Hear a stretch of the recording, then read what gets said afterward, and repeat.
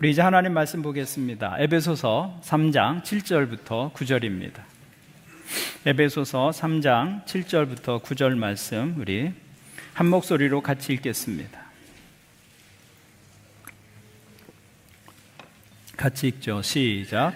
이 복음을 위하여 그의 능력이 역사하시는 대로 내게 주신 하나님의 은혜의 선물을 따라 내가 일꾼이 되었노라. 모든 성도 중에 지극히 작은 자보다 더 작은 나에게 이 은혜를 주신 것은 측량할 수 없는 그리스도의 풍성함을 이방인에게 전하게 하시고 영원부터 만물을 창조하신 하나님 속에 감추어졌던 비밀의 경륜이 어떠한 것을 드러내게 하려 하심이라. 아멘. 오늘 예배 오신 여러분들 다시 한번 환영합니다. 우리 옆에 분들과 인사하겠습니다. 하늘 복 많이 누리십시오. 감사합니다. 바울 사도는 그리스도인의 정체성을 여러 가지 비유로 우리에게 말씀해 주고 있습니다. 근데 오늘 말씀에서 바울 사도는 나는 일꾼이다 라고 자신을 소개하고 있습니다. 자기의 정체성을 일꾼으로 파악하고 있는 것이죠.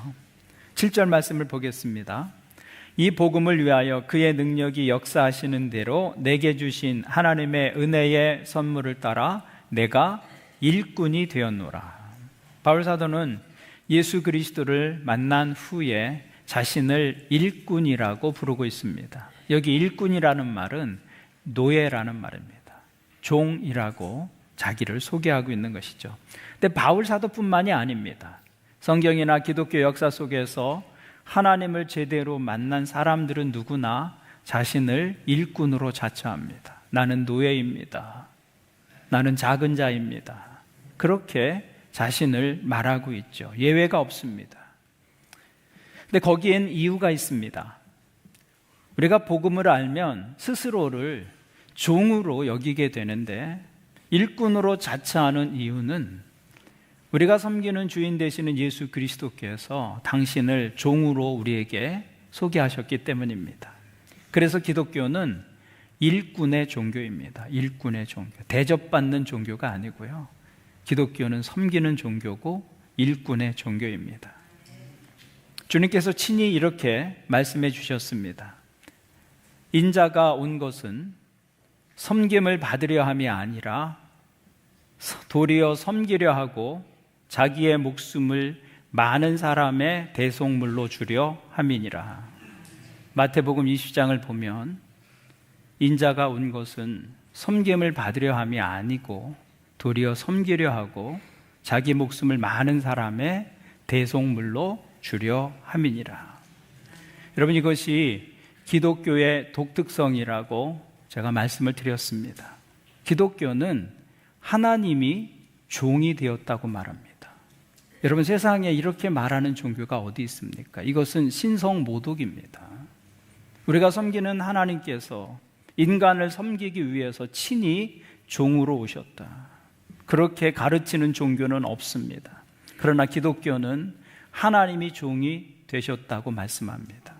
예수 그리스도께서 친히 이 땅에 오신 이유를 그렇게 말씀해 주신 것이죠. 하나님은 우리를 구원하시기 위해서 종으로 이 땅에 오셨습니다.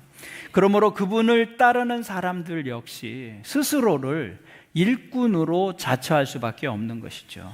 그래서 그리스도인으로 살아간다는 것은 종으로 살아간다는 것입니다. 이것을 기억할 수 있기를 바랍니다. 그래서 바울 사도 역시 그리스도를 만난 후에 자신을 그리스도의 종, 세상을 섬기는 종, 그렇게 자기를 인식합니다. 억지로 마지못해서 강요에 의해서 나는 종입니다, 그렇게 말하는 것 아닙니다. 자원하는 종이에요. 자원하는 종. 권리 내려놓고, 특권 내려놓고, 내가 누릴 수 있는 삶의 풍부함 내려놓고 스스로를 종이라고 부르고 있는 것이죠. 그래서 바울 사도는 그리스도의 일꾼이 되기 위해서 이전에 즐기던 것, 이전에 자랑했던 것, 이전에 내가 놓지 못하고 붙들었던 인생의 가치들을 마치 배설물처럼 버립니다.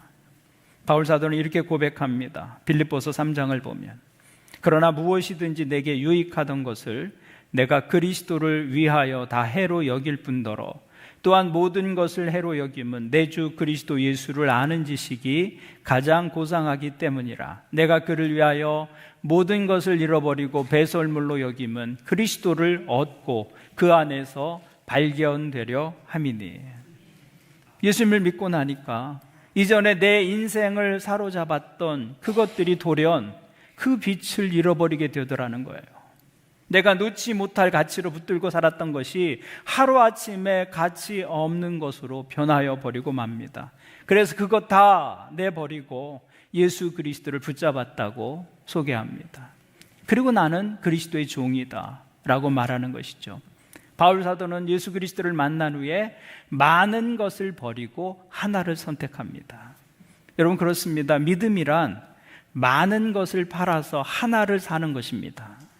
마치 밭에서 보화를 발견한 농부가 자기 소유를 다 팔아서 그 밭을 소유하는 것처럼, 아주 값진 진주를 발견한 상인이 자신의 소유를 다 팔아서 그 값진 진주를 소유하는 것처럼, 믿음은 많은 것을 팔아서 하나를 갖는 것입니다. 주님을 믿는다고 하는 것은 내가 살고 있는 삶을 그대로 끌어안고 하나를 더 보태는 것이 아닙니다. 주님은 그렇게 작은 분이 아니세요. 우리가 다 끌어안고 하나를 더 보탤 정도로 주님은 작은 분이 아니시다라는 것이죠. 내 손에 쥔 것을 펴야 하나님을 붙잡을 수 있다, 그 말입니다. 내 손에 쥔 것 버리고 주님을 붙잡는 그 교환하는 과정이 믿음이다라는 것입니다. 내 손에 쥐고 있던 건 내려놓고 더 값진 것을 취하는 것입니다. 많은 것을 팔아서 하나를 사는 거예요. 그래서 바울 사도는 그리스도를 만난 후에 많은 것을 버리고 하나를 선택합니다. 그리고 자신을 그 선택한 것을 위한 종으로 자처합니다.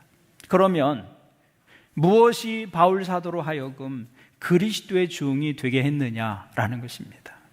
바울 사도로 하여금 그 많은 것을 다 팔아서 하나를 사게 한 그것은 무엇인가라는 것이죠.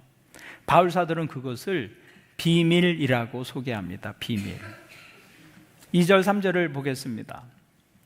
너희를 위하여 내게 주신 하나님의 그 은혜의 경륜을 너희가 들었을 터이라. 곧 계시로 내게 비밀을 알게 하신 것은 내가 먼저 간단히 기록함과 같으니.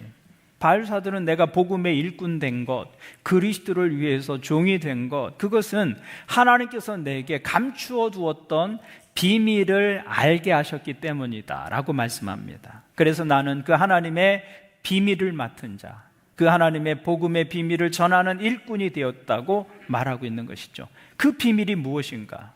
그 비밀은 하나님께서 인간의 모든 죄를 당신의 아들에게 지우시고 그 아들을 통해서 인간을 구원하시겠다는 하나님의 구원의 계획이었습니다. 하나님께서 당신의 아들을 우리 인간의 죄를 위한 화목의 제물로 이 땅에 보내시는 것, 그것이 하나님께서 가지고 계신 비밀이었다는 것이죠. 그 아들을 통해서 인간의 죄를 다 용서해 주시고 누구든지 그 아들을 믿고 영접하는 자는 구원을 얻게 하시겠다 하는 것이 하나님께서 갖고 계신 비밀이었어요. 그래서 하나님의 아들 예수 그리스도께서 십자가 위에서 돌아가실 때 성전의 휘장, 성소와 지성소를 가르고 있던 휘장이 위로부터 아래로 찢어졌습니다. 그리고 하나님께로 나아갈 수 있는 새로운 길이 열린 것이죠. 그 길에는 이방인과 유대인의 구분이 없습니다. 그 길에는 남자와 여자의 차별이 없습니다. 그 길에는 빈부와 귀천의 구분이 없습니다. 모든 믿는 자들입니다. 모든 믿는 자들에게 구원을 주시는 것, 그것이 하나님의 비밀이었다는 것이죠. 그래서 이방인들도 그리스도 예수로 말미암아 하나님의 자녀가 되는 것입니다. 하나님과 관계없이 살았던 이방인들이 복음으로 말미암아 이스라엘 백성들과 동일하게 하늘의 상속자가 되고 한 몸이 되고 하나님의 약속을 함께 가지는 자가 되는 것, 그것이 하나님께서 가지신 비밀이었습니다. 그래서 6절 말씀을 보면 이는, 비밀을 말하는 것입니다. 이는 이방인들이 복음으로 말미암아 그리스도 안에서 함께 상속자가 되고 함께 지체가 되고 함께 약속에 참여하는 자가 됨이라. 이것이 바울 사도가 발견한 복음의 비밀이었어요. 놀라운 비밀입니다. 구약 시대의 유대인들은 전혀 알 수도 없었고 깨달을 수도 없었던 것이었어요. 감추어져 있었습니다. 바울 사도는 이전에 감추어졌던 비밀을 발견하게 되죠. 바울 사도 이전에 이 하나님의 구원의 계획은 비밀 속에 있었어요. 감추어져 있었습니다. 그래서 유대인들은 이방인을 개처럼 취급했습니다. 이방인들과 말도 하지 않았고 쳐다보지도 않았고 어울리지도 않았습니다. 그런 유대인들에게 이방인들도 당신의 자녀로 하나님께서 삼으신다라고 하는 것은 받아들일 수 없는 것이었어요. 그래서 유대인들은 절대로 하나님을 전하지 않았습니다. 지금도 유대인들은 하나님을 전하지 않습니다. 자기들만 믿습니다. 그런데 바울 사도는 새로운 비밀을 깨닫게 된 거예요. 예수 그리스도를 통해서 이방인들도 유대인과 동일한 하나님의 자녀가 된다는 것이죠. 하나님께서는 독생자 예수 그리스도를 사람으로 이 땅에 오게 하시고 우리의 허물과 죄를 대신 짊어지시고 십자가에 달려 돌아가게 하심으로 우리의 모든 죄를 사하여 주셨습니다. 그러므로 누구든지 그 예수 그리스도를 구주와 주님으로 영접하기만 하면 모든 죄를 사함받고 하나님의 자녀가 되며 영원한 생명을 얻게 됩니다. 여기에는 이방인과 유대인의 구별이 없습니다. 여러분, 이것이 복음입니다. 세상은 이 소식을 들어야 하는 것이죠. 그것이 하나님의 뜻입니다. 세상의 어느 한 영혼도 멸망에 이르기를 원하시지 않는 것, 그것이 하나님의 뜻이라는 것이죠. 교회 역사상 이 하나님의 비밀을 가장 먼저 발견하고 가장 정확하게 깨달은 사람이 바울 사도였어요. 그래서 바울 사도는 이 비밀 속에서 자신의 소명을 발견합니다. 하나님께서 내게 이 비밀을 깨닫게 해주신 것은 이 비밀의 증거자로 나를 부르시는 것이다 라고 깨닫게 됩니다. 그래서 바울은 이 복음을 위한, 이 복음의 비밀을 위한 일꾼이다 라고 자신을 자처하고 있는 것이죠. 그런데 이것은 바울 사도에게만 해당되는 것은 아닙니다. 하나님은 모든 믿는 사람들을 복음의 통로로 부르셨습니다. 하나님은 모든 그리스도인들이 이 비밀의 일꾼으로 살아가기를 원하십니다. 그래서 하나님은 우리가 이 복음의 종착점이 되기를 원치 않으십니다. 복음이 여기서 끝나면 안 돼요. 나를 통해서, 우리를 통해서 이 복음은 끊임없이 또 다른 사람들에게로 세상 속으로 흘러가야 하는 것이죠. 하나님의 사랑이 우리의 삶이 종착점이 되어서는 안 됩니다. 우리의 삶이 통로가 되어서 그 하나님께서 부어주신 그 사랑과 은혜가 계속해서 사람들에게로 세상 속으로 흘러가야 하는 것이죠. 그래서 너는 복의 근원이 될지라 라고 말씀해 주신 것입니다. 이것이 모든 그리스도인들을 향한 하나님의 뜻입니다. 우리에게는 나의 영혼과 내 이웃의 영혼에 그 영원을 달리하게 할 수 있는 놀라운 비밀이 우리의 손에 있어요. 그게 복음입니다. 복음. 그 복음으로 인해서 우리의 영혼이 달라지고 우리 이웃의 영혼이 달라지게 되는 것이죠. 우리의 사명은 그 복음을 함께 나누는 것입니다.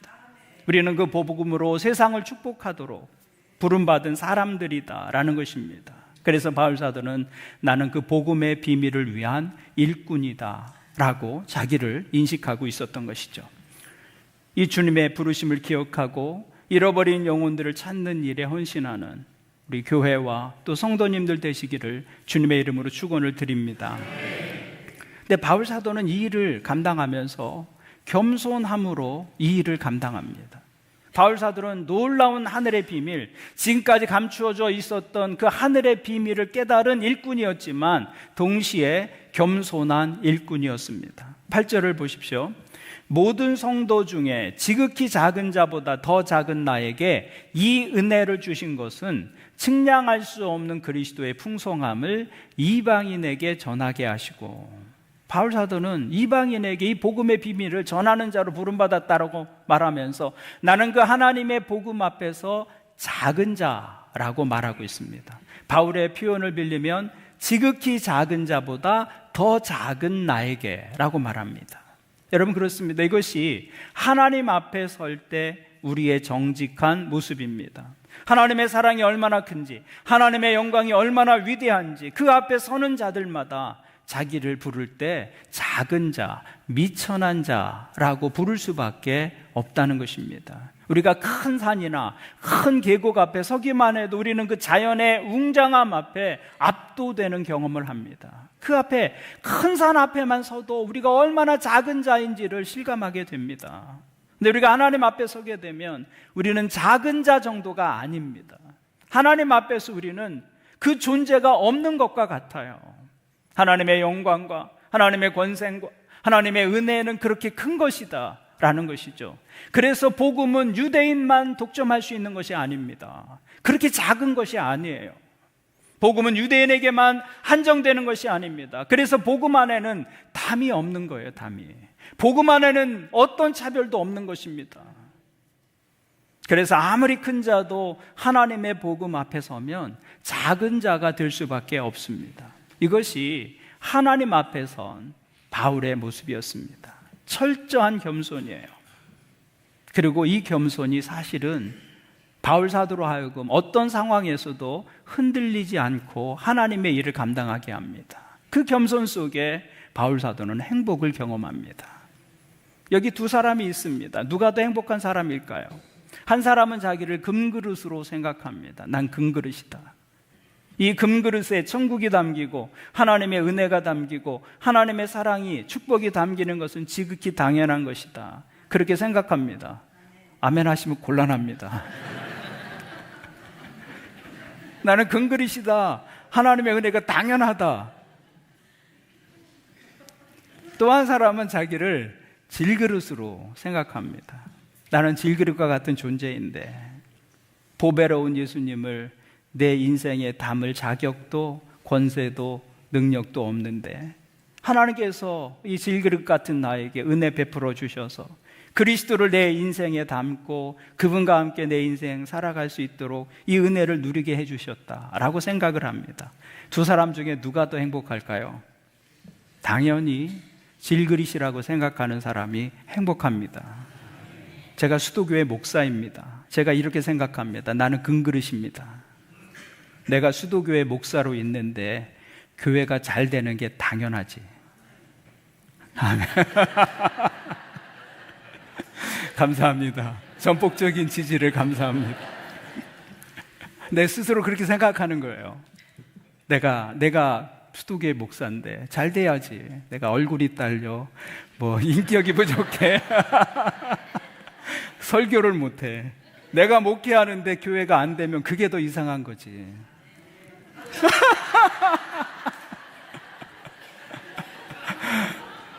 저는 이러면 재수 없다고 말씀하실 것 같았는데, 그러면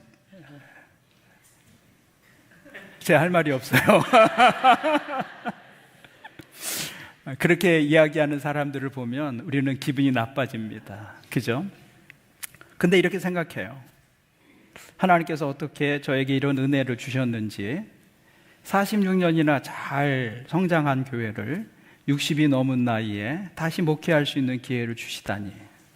하나님 제게 과분한 교회와 성도들을 주셨습니다.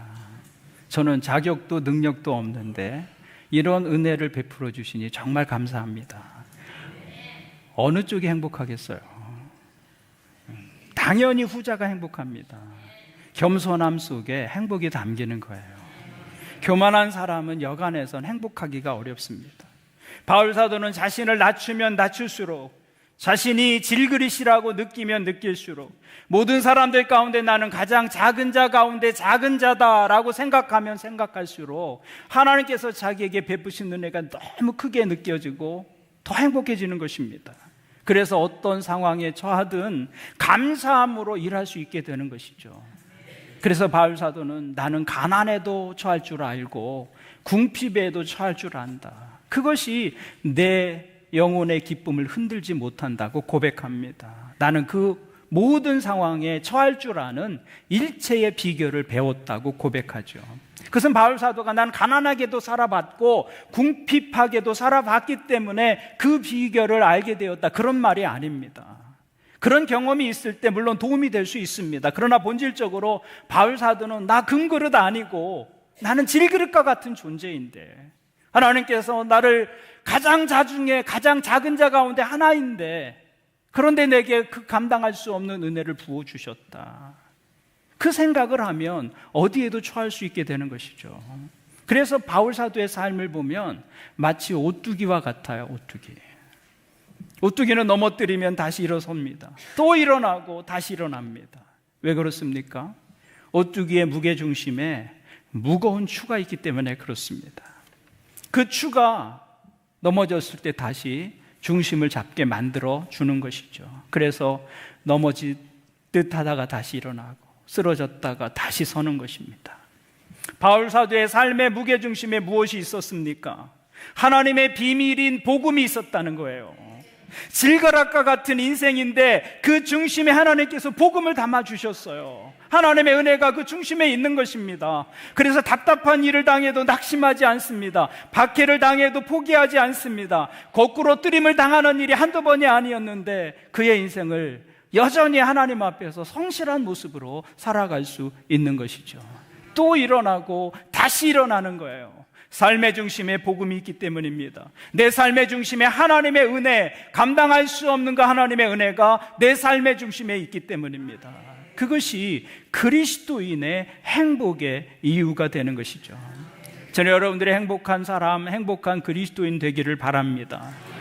내가 남보다 더 크게 되고 더 잘 되고 더 성공하고 형통해서 행복할 수 있죠. 그러나 그것과 상관없이 믿음 안에서의 행복은 조건을 넘어서고 환경을 넘어서서 흔들리지 않고 변하지 않는 그 은혜가 내 삶의 중심에 있기 때문에 우리가 어느 상황에서도 경험할 수 있는 그 행복이다라는 것입니다.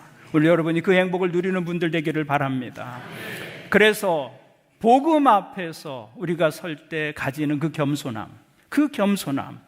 겸손에서 바울 사도는 환경을 초월한 기쁨과 행복을 경험하고 있는 것이죠. 오늘 여러분에게도 바울 사도처럼 하나님 앞에서 겸손함이 있기를 바랍니다. 그래서 오뚜기처럼 다시 서는 거예요. 하나님의 은혜가 내 삶의 중심에 있기 때문에 어떤 상황에서든 흔들리지 않고 기쁨을 잃지 않는 삶 되시기를 주님의 이름으로 축원을 드립니다. 그런 결론적으로 우리가 복음의 일꾼으로 살기 위해서 어떻게 살 것인가, 무엇을 실천할 것인가, 복음의 일꾼으로 산다는 것은 어떤 삶인가 라는 것입니다. 그것은 세상 가운데서 우리가 하나님께서 보내신 선물로 살아가는 것입니다. 복음은 선물입니다. 하나님께서 멸망받을 세상에 보내주신 선물이 복음입니다. 그 복음은 예수 그리스도의 생명을 값으로 치르고 하나님께서 마련해 주신 선물이다라는 것이죠. 그러므로 복음의 일꾼으로 산다는 것은 세상 속에 하나님께서 선물로 보낸 존재로 살아가는 것입니다. 세상에 선물로 살아간다는 것은 뭐 특별한 일을 해야 된다는 것을 말하는 것은 아닙니다. 일상의 삶에서 사람들에게 기쁨을 주는 존재로 살아가는 것이죠. 아침에 아이들을 깨울 때 그 하루를 축복하면서 깨우는 거예요.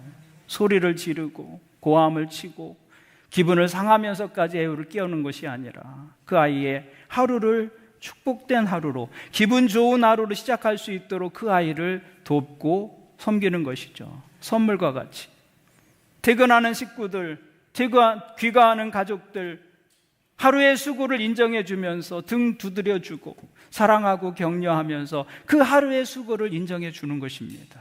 선물처럼 외로운 이들에게 다가가 친구가 되어주는 것이고, 위로가 필요한 사람들에게 따뜻한 말 한마디 건네는 것이고, 격려가 필요한 사람들에게 다정한 눈빛을 보내는 것입니다. 나와 다른 사람들 넉넉하게 품어주고 기다려주는 것입니다. 웃는 사람들과 함께 웃고 우는 사람들과 함께 울어주는 것입니다. 하나님의 도움이 필요한 영혼을 위해서 나의 기도의 자리에서 그 사람의 영혼을 생각하며 함께 기도하는 것입니다. 무엇보다 영혼을 준비하지 못한 사람들에게 이 그리스도의 복음을 전하여 주는 것이죠. 그것이 세상 속에서 우리가 하나님께서 보내신 선물로 살아가는 것입니다. 교회는 세상에서 하나님의 선물로 살아가는 사람들의 모임입니다. 그러므로 저는 여러분들이 또한 서로에게 선물이 되어 주시기를 바랍니다. 목장에서 서로에게 선물이 되어 주십시오. 서로에게 기쁨이 되어 주십시오. 목장을 갔다 오면 힘을 얻어야 돼요. 기쁨이 있어야 합니다. 여러분, 가정에서 부부가 서로에게 선물이 되어 주시기를 바랍니다. 부모는 자녀에게 선물이 되고 자녀는 부모에게 선물이 되는 것, 우리는 모두 하나님께서 세상에 보내신 선물이다라는 것입니다. 또한 교회 안에서 한 가지 이상 하나님의 일을 감당하는 일꾼으로 살아가는 것입니다. 교회 바깥에서는 하나님께서 보내신 선물로 살아가는 것이고, 교회 안에서는 하나님께서 주신 은사를 가지고 교회에 필요한 일들을 어떻게든 감당하는 일꾼으로 살아가는 것, 그것이 복음의 일꾼으로 살아가는 그리스도인의 모습입니다. 우리는 혼자서 살아갈 수 없습니다. 오늘 우리가 이 하루를 편안하게 살 수 있는 것은 수많은 사람들의 수고가 있기 때문입니다. 사회의 다양한 구성원들이 각기 자신에게 주어진 일을 통해서 서로에게 선물과 같은 역할을 감당하고 있기 때문에 우리가 이 세상을 불편 없이 살아가는 거예요. 오실 때 교통을 이용하시잖아요.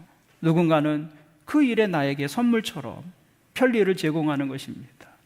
길거리가 깨끗한 것, 모아놓은 쓰레기가 잘 정리되는 것, 밤길을 안전하게 걸을 수 있는 것, 누군가 자신의 일을 통해서 우리에게 선물이 되었기 때문에 가능한 일입니다. 교회도 마찬가지예요. 교회는 다양한 사람들이 모여 있습니다. 그리고 하나님은 모든 성도들에게 각자 적합한 은사를 주셨습니다. 은사라는 말은 은혜로 주신 선물이라는 말입니다. 그래서 영어로는 기프트예요. 은사가 기프트, 선물이에요. 하나님께서 다른 사람을 섬길 수 있는 선물을 우리 각자에게 다 주신 것입니다. 그래서 우리 각자는 자기가 받은 그 은사를 가지고서 서로를 섬기는 것이죠. 그것이 건강한 교회의 모습입니다. 그런 섬김들이 어우러져서 교회는 하나님의 집으로 세워져 가는 것입니다. 사람들마다 교회에서 하는 일이 다 다를 거예요. 어떤 분은 교회에 나와주는 것 자체가 자신이 할 수 있는 전부인 분이 있을 수 있습니다. 건강이 허락지 않아서, 나이가 많이 들어서, 형편 때문에 다른 일 할 수 없는 분들이 계실 수 있어요. 그러면 그 일을 열심히 하시면 됩니다. 교회에 참석하는 그 일을 하나님을 섬기는 내 일이다 생각하고 열심히 하는 겁니다. 그러면서 내가 할 수 있는 일에 하나를 더 해보는 거예요. 다른 일은 못해도 내가 기도할 때 남을 위해서 기도 한두 개 더 보태서는 할 수 있겠다. 교회 출석하면서 다른 일은 못해도 기도의 자리에서 나의 기도만 드릴 것이 아니라 기도가 필요한 사람들의 이름을 한두 개 더 가져다가 하나님 앞에 기도를 드리는 것이죠. 그런 것들이 아무것도 아닌 것처럼 보여도 그런 마음이 모일 때 교회의 영적 분위기가 만들어지는 것입니다. 그 함께하는 마음이 중요한 것이죠. 교회는 이 영적 분위기가 중요합니다. 그래서 우리 모든 성도들이 함께 하겠다는 마음을 가지는 것이 중요한 것입니다. 교회에는 쓸모없는 사람이 없습니다.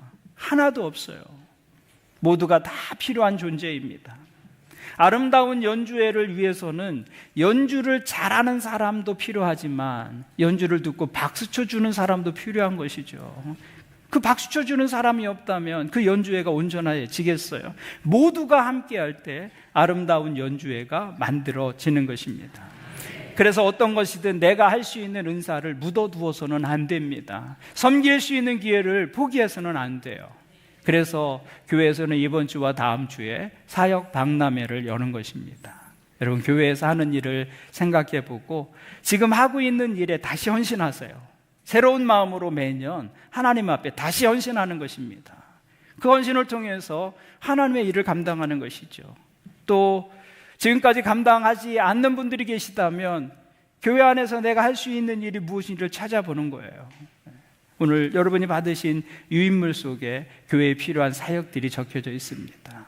교사로, 찬양대로, 주방봉사로, 환경미화로 할 수 있는 일 다시 한번 찾아보고 헌신하는 거예요. 여기 내가 할 수 있는 일이 없다면 빈란에 희망하는 사역을 적어보는 것입니다. 그리고 하나님의 일에 함께 동참하는 것이죠. 어떤 것이든 여러분이 한 가지 이상 사역에 지원해 주시고 섬겨 주시기를 바랍니다. 연말쯤 되면 이제 그만해야지, 그런 마음이 지배적입니다. 지배적이에요. 여러분, 목자로 섬기는 분도 그렇고 교사로 섬기는 분도 그렇고 한 해 동안 은혜도 있지만 힘든 것도 있었죠. 그래서 내년엔 그만둘까 생각하는 분들이 계실 겁니다. 헌신의 자리에서 물러서지 마시기를 바랍니다. 다시 하는 거예요. 다시. 그런 마음들이 모아져서 하나님의 교회를 건강하게 세우는 것입니다. 그렇게 섬기는 것이 누군가에게 선물이 되어줍니다. 그게 믿음의 모습이에요. 교회 안에서 또 교회 밖에서 우리는 복음의 일꾼으로 하나님께서 누군가에게 보내신 선물로 살아가는 것입니다. 그것이 우리의 사명입니다. 오늘 예배하는 여러분 모두 복음의 일꾼으로 세상과 교회 속에서 하나님의 선물로 살아가는 복된 믿음의 사람들 되시기를 주님의 이름으로 부탁을 드립니다. 아멘. 기도하겠습니다. 하나님 아버지 감사합니다. 우리로 하여금 복음의 비밀을 알게 하시고 또한 복음의 일꾼으로 이 땅을 살아가게 하시니 감사합니다. 우리의 삶이 복음의 종착점이 아니라 복음이 흘러가는 통로가 되게 하여 주옵소서. 우리의 작은 섬김과 사랑과 나눔을 통해 우리 가정과 직장과 학교와 일터에서 하나님께서 보내신 선물로 살아가는 축복의 사람들 되게 하여 주옵소서.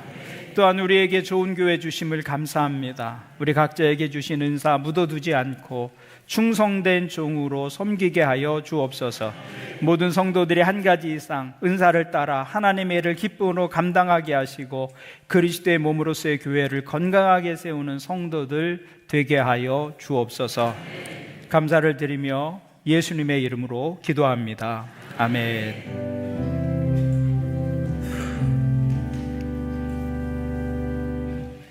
우리 자리에서